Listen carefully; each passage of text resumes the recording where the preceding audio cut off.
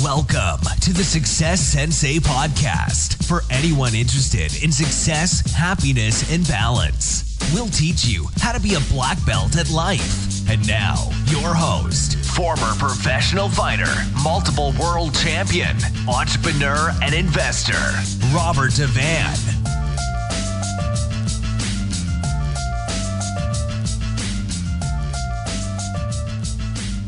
Bowing in. This is Roundhouse Rob, the Success Sensei, helping you to improve your life one kick and punch at a time. And today I'm going to be talking about how to be a great coach to people around you. So be a great coach to those around you, your loved ones, your family, and your friends.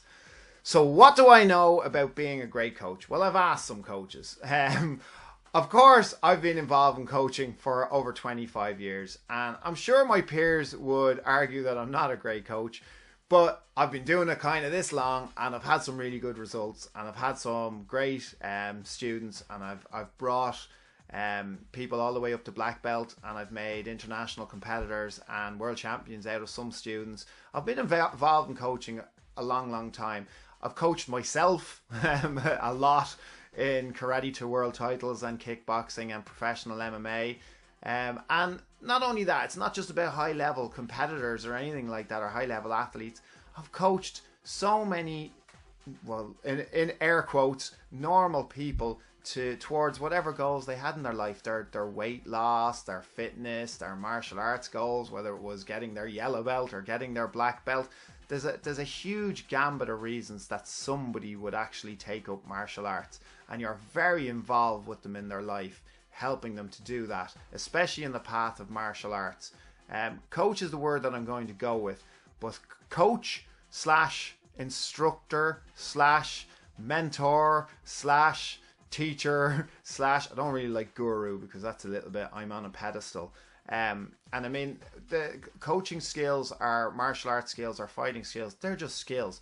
A lot of people, put you on a pedestal because they think, I don't know what they think, but they put you on a pedestal, or they put fighters on a pedestal, or they think that they're some type of a higher evolved human being. But it's just a set of skills that you've learned along the way. Same with every other set of skills.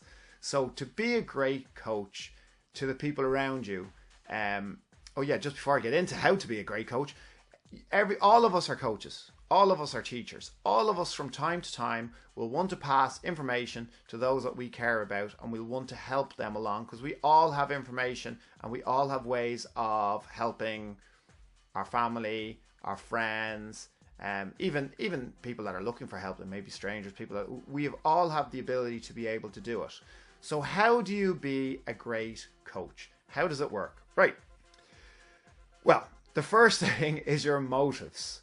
So if you're trying to be a coach because it's going to be a super massage on your ego, then you're already going at it the wrong way. Your coaching, or your helping, or your teaching should be based on the outcome. So it should be on your results. That should be where you get your ego boost from. The results that you produce, not the fact that somebody is looking up to you as the coach or the sensei, that's me, or the guru or the boss or anything like that. None of that really matters if you can't actually get the results from the person that you're trying to coach. And we're all going to coach. We're going to coach our kids playing games, or teaching them things and reading them, or all that life learning skills we're going to be operating as a coach with our kids. We'd even be coaching our parents, especially in the digital age, and they get confused over certain things. And you're going to be teaching them. My day will come when hopefully my kids will watch this or listen to this, and they'll be able to coach me in the things that I don't understand. So we're all going to be coaching various different people throughout our lives. As I said, your friends, you could be meeting your mate down in the pub and he needs a bit of help, or he needs a bit of coaching. It doesn't necessarily have to be in a classroom, doesn't necessarily have to be in the dojo, doesn't have to be in a park, doesn't have to be in a pub, could be in a conversation. It could be, coaching takes so many different forms. And basically we're talking about teaching. All of us are coaches, and all of us are going to want to pass on information and help the person that we're talking to. So that's the whole objective to keep in your mind. You're trying to teach them something that they're going to develop from, that they're going to learn from, and something that they can use to help better them. For no other reason, only that it's going to help them. Not as an ego boost in and of itself. I am this coach and I am only really credible if I am bestowing all this knowledge on somebody else. It doesn't work like that. If you're going to think along those lines, if it's going to be a massive ego boost, then I don't think that you're not going to have the person that you're communicating with, you're not going to have their best interest at heart. And you're not going to be able to deliver that information.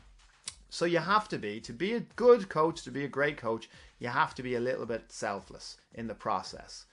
I know a lot of, I won't mention names, but I know a lot of martial arts clubs. I know a lot of martial arts instructors, and their particular gyms or their dojos or their clubs are shrines to themselves. That's the reason why they got into the game. They 100% run it as an ego boost. And I'm not saying there's so many good ones out there, but if we're being honest, we know people who operate like that across. It's not just martial arts. I'm sure it's in absolutely everything. I'm sure there's dictators in absolutely every sporting endeavor. I'm sure you can go to gymnastic clubs around the country or swimming clubs, and there's coaches who it's more important how they're viewed and what they think of themselves, and that they're revered than the actual information that they're passing on. So you have to be a little bit selfless.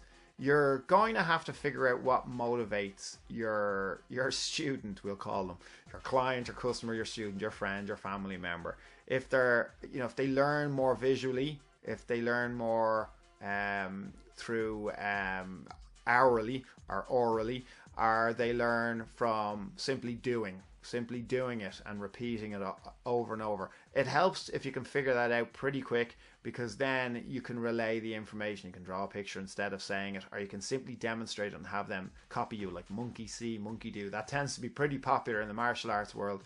Monkey see, monkey do, backed up with everything else. But I like to teach, when I'm teaching martial arts, I like to draw a lot of diagrams as well, depending on what I'm teaching, because I think that can help a lot of people, depending on what way you manage to identify that the student can learn.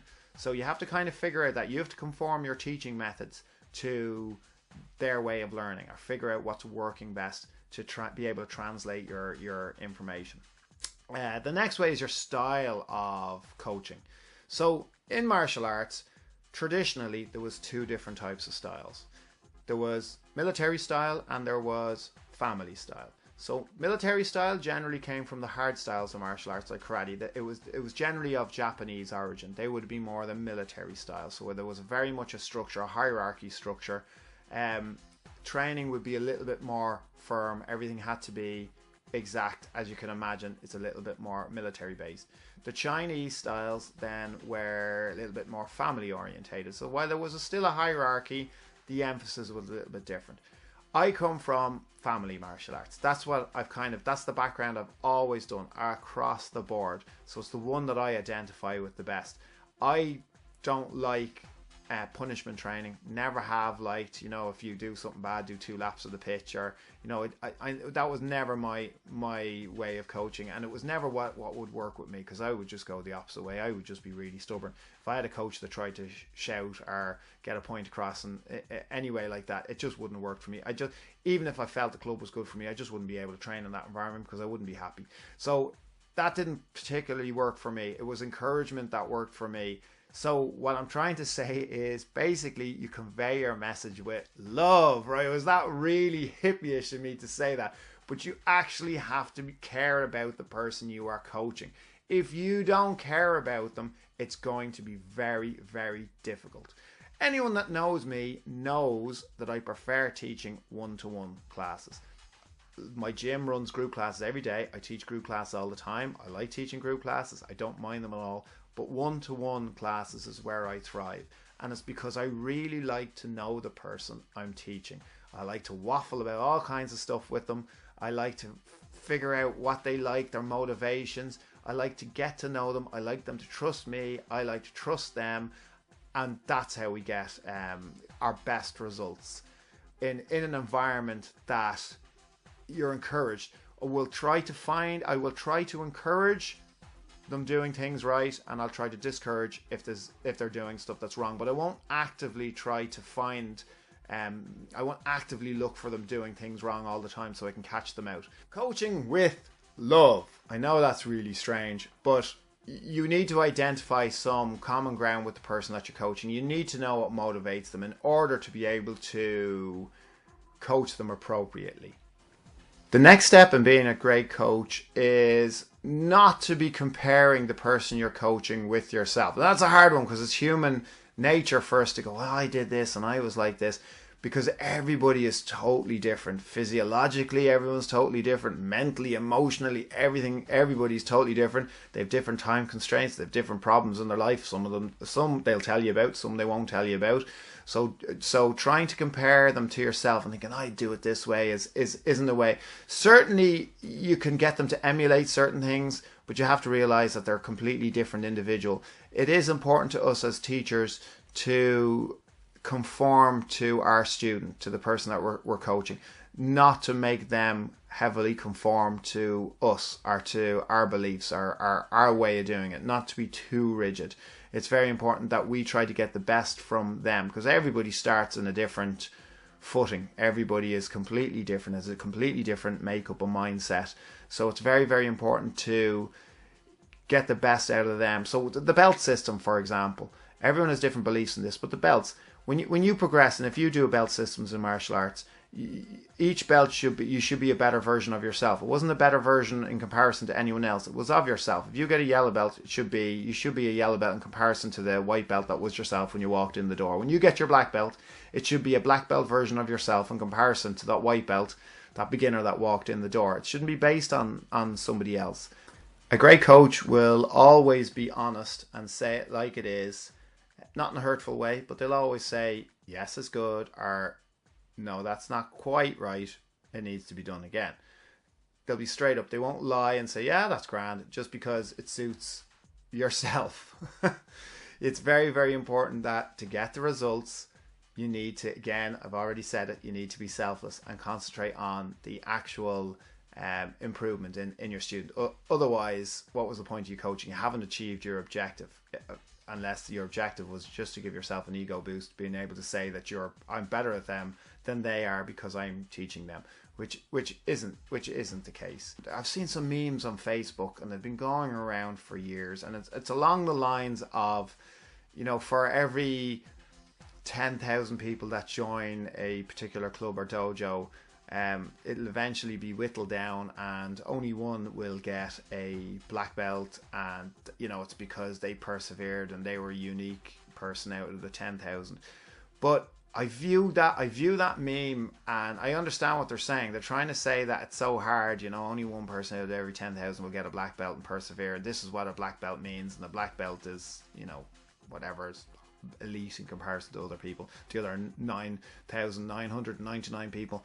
But I do disagree with it, and I disagree with it because the onus is on us as coaches to improve the statistic. We're doing something wrong if I take on 10,000 people and only one of them gets a black belt and the other 9,999 people fall off a cliff, fall by the wayside and don't actually amount to anything. I have definitely done something wrong with my teaching methods and my coaching methods.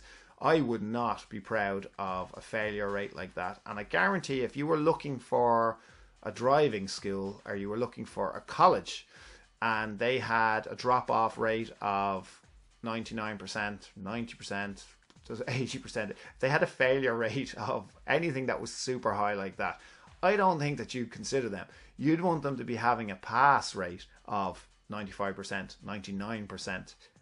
100% would be an absolutely super sales strategy and marketing strategy and advertising point. Imagine that, going to college, a prestigious college that had 100% success rate, 100% pass rate.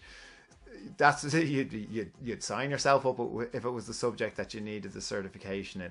So in martial arts, we tend to be really proud of always such a high failure rate, and from a coaching point of view, that's a failure on a coach as well. It shouldn't be. Yeah, people mightn't want to do black belt, grand. Some people might drop off. It mightn't be what they thought it was, grand. They might do something else, life gets in the way, grand. But we should be making sure that the people that are in front of us, we are maximizing.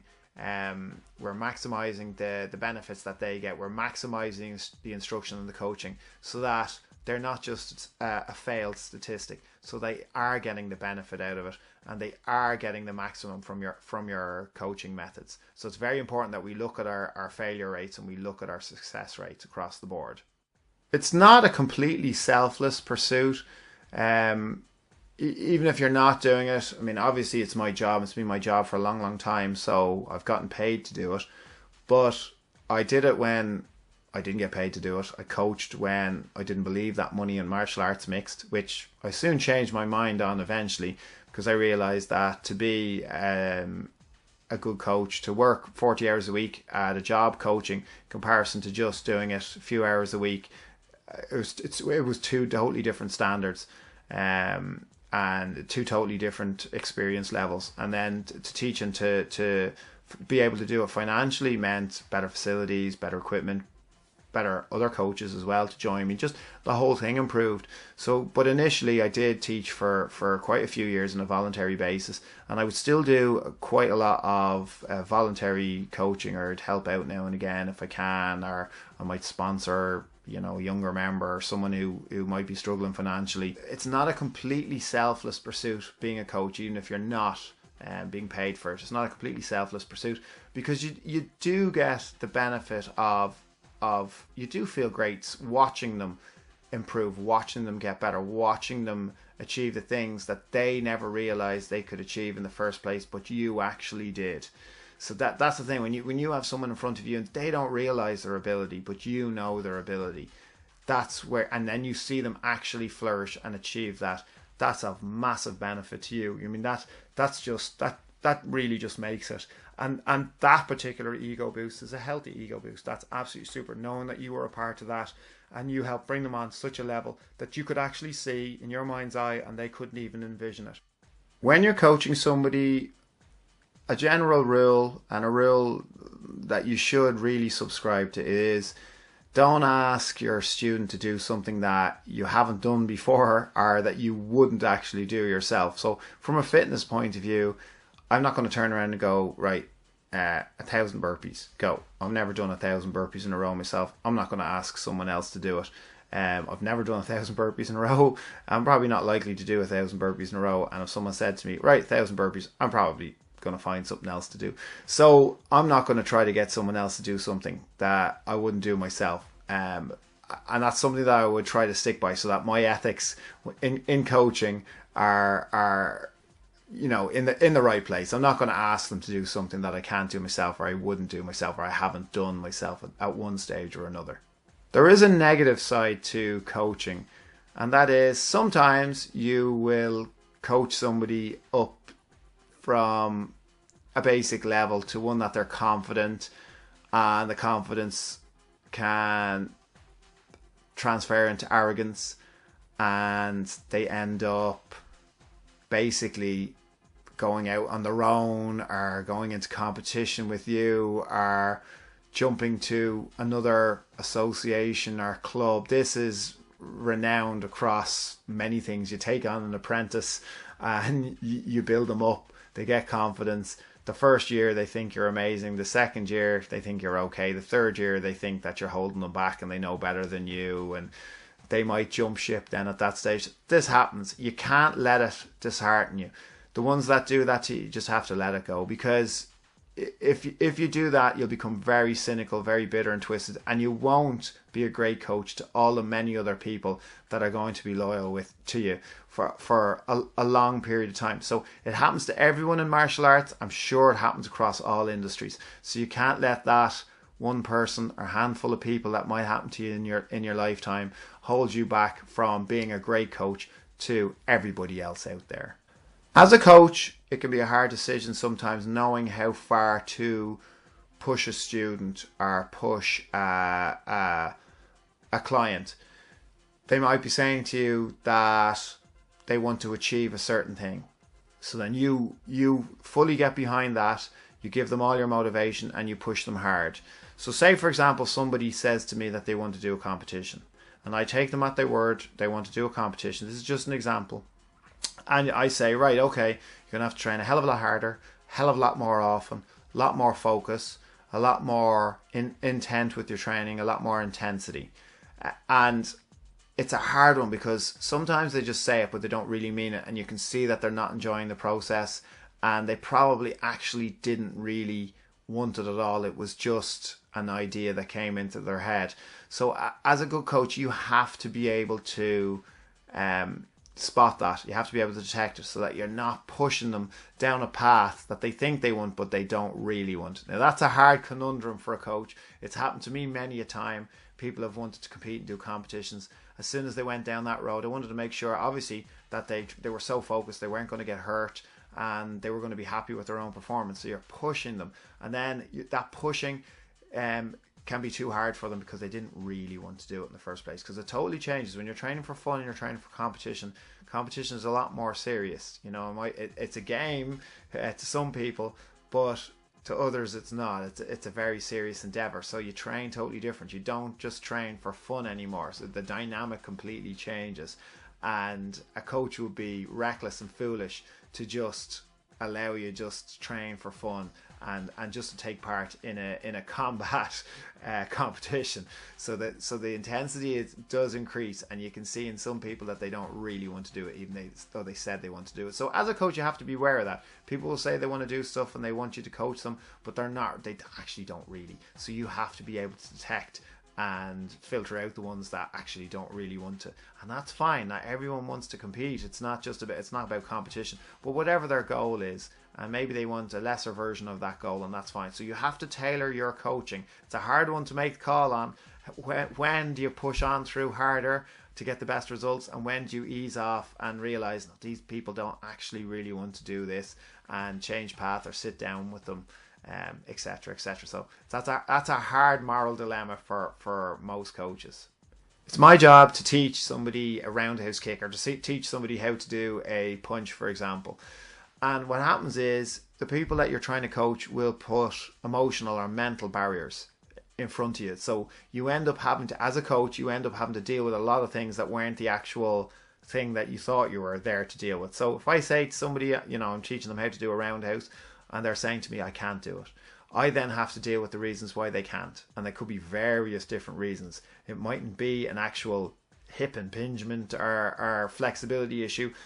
I have to discover what is the can't. The can't could be an emotional reason, it could be a mental reason, and I have to kind of go through it with them. So as a coach, even though you're not a psychologist or you're not a counselor, you certainly will be a mentor, and you will, your job title as a coach will skirt around that of a counselor or that of an unqualified therapist. So you will end up having to help them, if you're going to be a great coach, remove their mental barriers and emotional barriers to be able to get them to do what you are setting out to help coach them with in the first place. So, thank you for listening. I'm Roundhouse Rob, the Success Sensei. Life is a fight you can win and enjoy. Bowing out. This has been the Success Sensei, fighting the winning fight. So add us, subscribe, like, and comment. Keep those hands up and keep moving forward.